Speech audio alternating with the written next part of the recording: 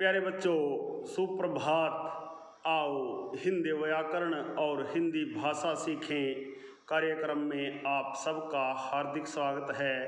प्यारे बच्चों, आज हम NCERT द्वारा कक्षा 9वीं के पाठ्यक्रम में शामिल वाक नामक कविता का सारांश और इसके अभ्यास के प्रश्न उत्तर सीखने का प्रयास करेंगे।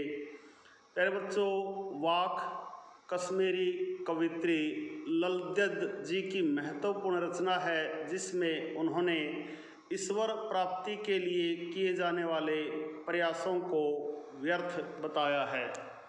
प्यारे बच्चों, आइए ललद्यद के वाक नामक पाठ का सारांश अथवा मूल भाव जानते हैं। प्यारे बच्चों, प्रस्तुत पाठ में कवित्री ललद्यद के वाक को संकलित किया गया है। इस पाठ में कवित्री के 4 वाकों का हिंदी अनुवाद प्रस्तुत किया गया है। प्यारे बच्चों, ललद्यद के प्रथम वाक में ईश्वर प्राप्ति हेतु किए जाने वाले प्रयासों की व्यर्थता का उल्लेख है। दूसरे वाक में बाह्य आडंबरों के विरोध में कहा गया है कि अंतःकरण से संभावी होने के पश्चात ही मनुष्य की चेतना व्यापक या विस्तृत हो सकती है। तीसरे वाक में कवित्री यह अनुभव करती है कि भवसागर से पार जाने के लिए सच्चे कर्म ही सहायक सिद्ध होते हैं। चौथे वाक में ईश्वर की सर्वव्यापकता का बोध और भेदभाव के विपरीत चेतना का उल्लेख है। अतः कवित्री ललद्यद ने आत्मज्ञान को ही सत्य ज्ञान के रूप में स्वीकार किया है। प्यारे बच्चों, आइए वाक कविता के अभ्यास के प्रश्न उत्तर सीखने का प्रयास करते हैं। प्यारे बच्चों, पहला प्रश्न देखिए, रस्सी यहाँ किसके लिए प्रयुक्त हुआ है और वह कैसी है? प्यारे बच्चों, पहला प्रश्न देखिए, रस्सी यहाँ किसके लिए प्रयुक्त हुआ है और वह कैसी है? प्रस्तुत वाक में रस्सी जीवन रूपी नाव को खींचने के लिए प्रयुक्त हुई है, अर्थात जीवन जीने के साधनों की ओर इसका संकेत है। रस्सी स्वाभाविक रूप से कच्ची अर्थात नश्वर है, जिसका क्षय होना, नष्ट होना निश्चित है।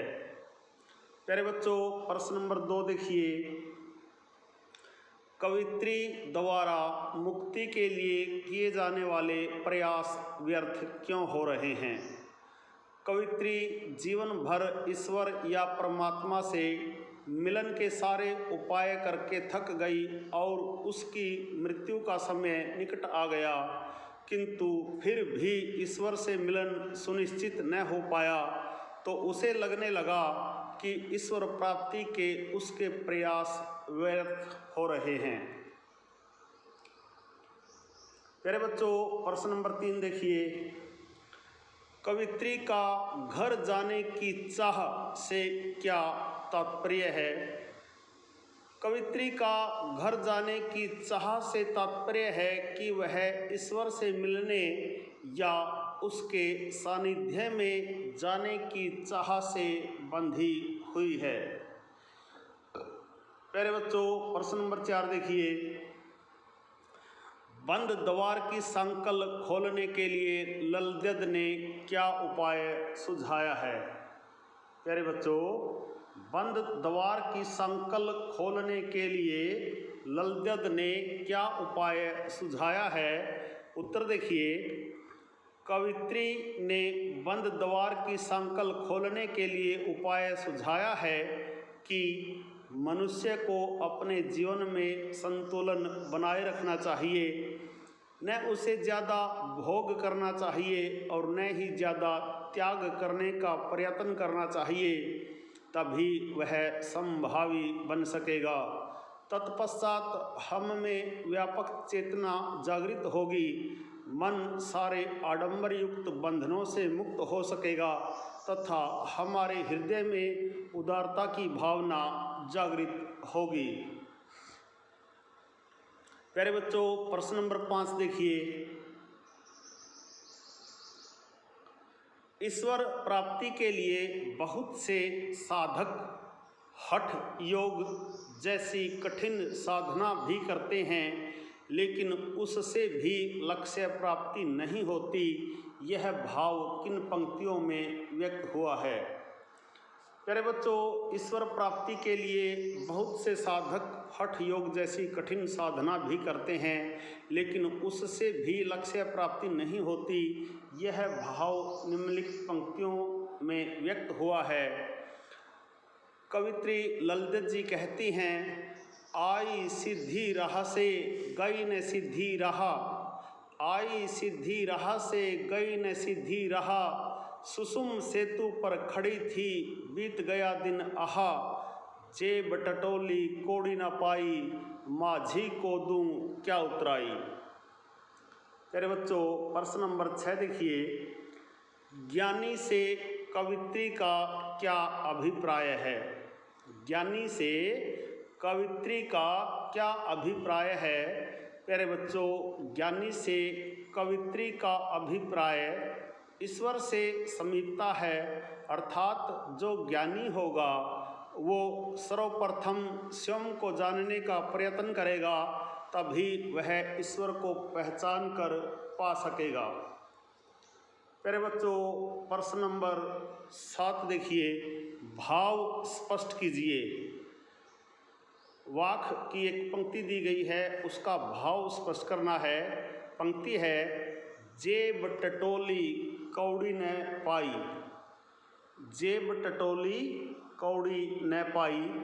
प्यारे बच्चों, इसका भाव इस प्रकार है, जेब टटोली कौड़ी न पाई। इस पंक्ति का भाव यह है कि जब कवित्री ने अंत में अपने जीवन का हिसाब किताब किया तो पाया कि उसने कोई ऐसा पुण्य काम ही नहीं किया जिसे वह मृत्यु के पश्चात ईश्वर को दिखा सके।